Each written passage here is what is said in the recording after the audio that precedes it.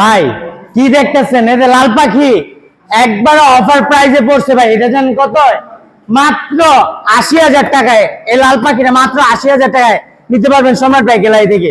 এই যে এইদিকে দেন এফজেড ফেজার ফেজার ফেজার বাইকটা নিতে পারবেন মাত্র ৮২,০০০ টাকায়।